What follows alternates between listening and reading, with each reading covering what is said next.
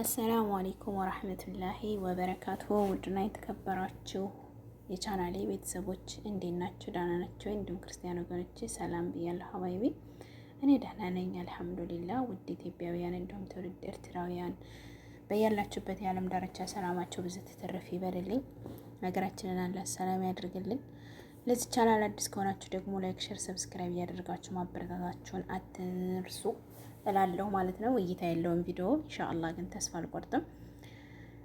ከጎን የሆናችሁ ደግሞ የምታበረታቱኝ ውድ እህቶቼ ወንድሞቼ ጀዛኩሙላሁ አልፈ ኸይር ክብረት ይስጥልኝ እያልኩኝ ለዛሬዋ ቀን ላደረሰኝ አላህ ሱብሃነሁ ወተዓላ ተደራራቢ ምስጋና ይድረሰው። እናም ሀባይቢ ክፍል 2 የአቡበከር የህይወት ታሪክ እሱ ጋር ነው ያቆምኩት ማለት ነው። እና ክፍል 2 ለመቀጠል ሞክራለሁ ኢንሻአላህ። አቡበከር በአላህና በመልእክተኛው ሰለላሁ ዐለይሂ ወሰለም ማመን ከሚለው ላይ ነው ያቆምኩት። አቡበከር የመጀመሪያው ሙስሊም እንደሆኑና የአላህ መልእክተኛ ሰለላሁ ዐለይሂ ወሰለም የሚናገሩትን ሁሉ ቅንጣት ሳይጠራጠሩ ሳያመነቱ እንዲቀበሉ የረዳቸው ይህ እምነታቸው ነው። በኢስራኤልና በኢጅራ ሐዲስ ውስጥ ያሳዩትን እጅግ አንጸባራቂ አቋም አስተውሏል። የአላህ መልእክተኛ ለባልደረቦቻቸውና ለቁረይሾች በዚያች ሌሊት ያጋጠማቸውን ክስተት ባጫወቷቸው ጊዜ እምነተ ደካሞች ከእስልምና እስከ መውጣት ደረሱ።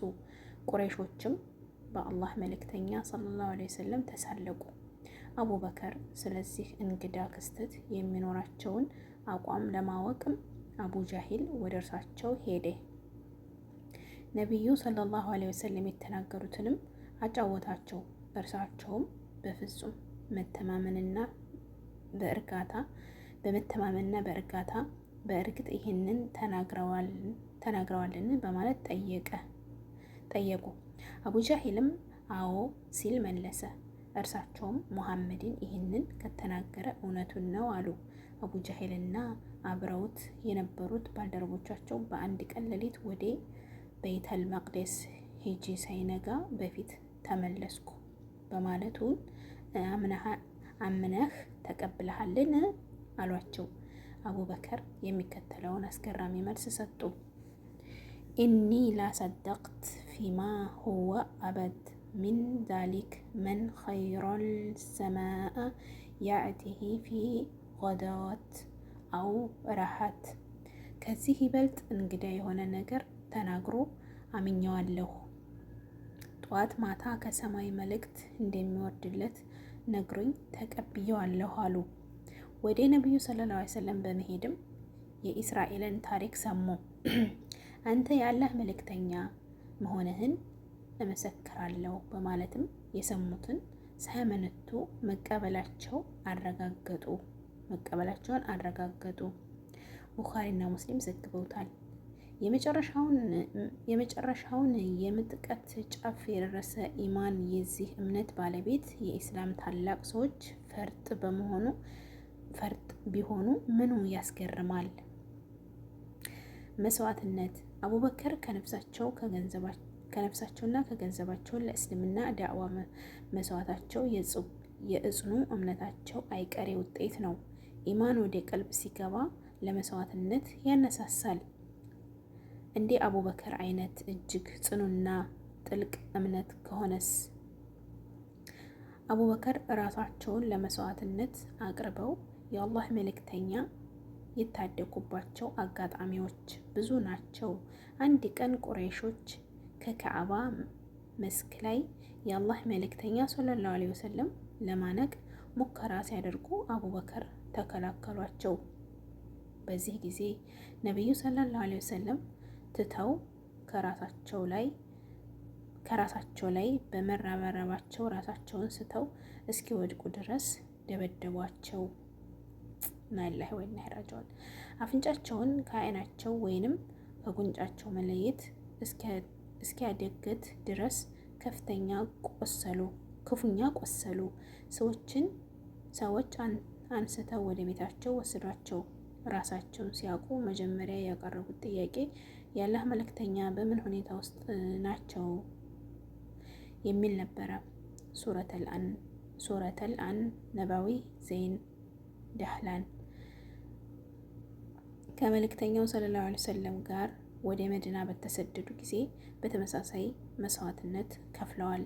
ቁረይሾች አግኝተው ሊገድሏቸው ብርቱ ጥረት አድርገዋል። በዚህ ጊዜ የአቡበከር አቋም እጅግ አስገራሚ ነበር። ቁረይሾች ከዋሻው በር ላይ ቆመው በነበረ ጊዜ የተናገሩት ድንቅ ቃል እንመልከት። የአላህ መልእክተኛ ሆይ፣ አንዳቸው ወደ እግሩ ስር ቢያይ ይመለከተናል። መልእክተኛውን ግን ባልደረቦቻቸውን እንዴት እንደሚያጸኑ ያውቁ ነበረ። እንዲህ አሉ፣ አቡበከር ሆይ አላህ አብሯቸው ባለ ሁለት ሰዎች ስጋት አይግባህ። አቡበከር ገንዘባቸውን ሁሉ ለእስልምና ዳዕዋ መስዋዕት አድርገው አይሻ እንዲህ ብለዋል። አቡበከር 40,000 የወርቅ ፍራንክ ለዳዕዋ መሰወቱ። የአላህ መልእክተኛ ለአስቸጋሪው የተቡክ ዘመቻ ጦርነት ትጥቅና ስንቅ እንዲዘጋጅ ባልደረቦቻቸውን በጠየቁ ጊዜ ሶሐቦች ገንዘቦቻቸውን እየያዙ መጡ። ኡስማን ብዙ ገንዘብ አመጣ። ዑመር ግማሽ ሀብታቸውን መጸወቱ። አቡበከር ደግሞ ሙሉ ገንዘባቸውን ሰጡ። የአላህ መልእክተኛ ሰለላሁ ዐለይሂ ወሰለም አቡበከር ሆይ ለቤተሰቦችህ ምን አስቀረህ ሲሏቸው አላህንና መልእክተኛውን ሲሉ መለሱ። ተርሚዚም ዘግበውታል። ብልሃትና ቆራጥነት። በጃሂልያ ዘመን ወገኖቻቸው ጣዖት ለማምለክ ሲጋፉ እርሳቸውንም አንድ ጊዜ እንኳን ለጣዖት ለመስገድ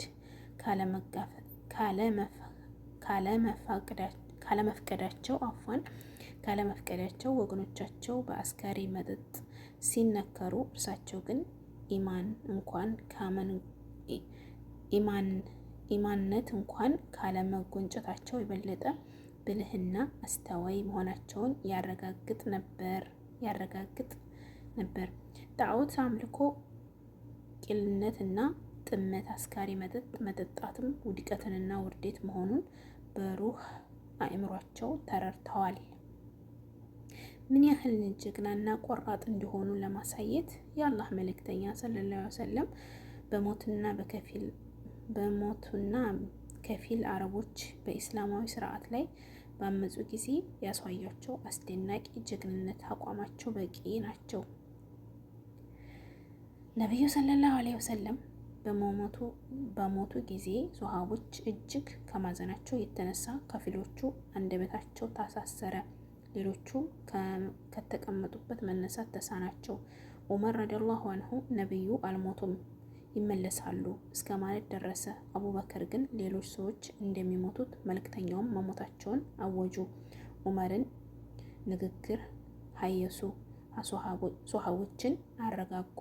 የሚከተለው የአላህ ቃልም አስታወሱ። ወማ መሐመድ ኢላ ረሱሊ ቀድ ኸለት ሚን ቀብሊሂ ኢላ ረሰል። ሙሐመድ ከበፊት መልእክተኞች በእርግጥ ያለፈ የሆነ መልእክተኛ እንጂ ሌላ አይደለም። ሱረቱል አሊ ኢምራን ከቁጥር 3 እስከ 144። ሪዳሃን ክስተትን የተቆጣጠሩበት ሁኔታም በወሳኝና ፈታኝ ሁኔታዎች ውስጥ የሚመላለሱበትን ፍጹም ጀግንነት ያሳያል። የአላህ መልእክተኛ የአቡበከርን ቃል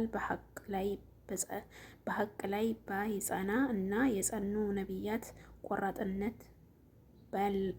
ቆራጥነት ባያላብሳቸው ኖሮ ተክቶ የነበረውን ፈተና ገና ለጋ የነበረውን የእስልምና ሕፃን መንግስቱ ባወደመው ነበር። ይህ ስለሆነ ነው አቡበከር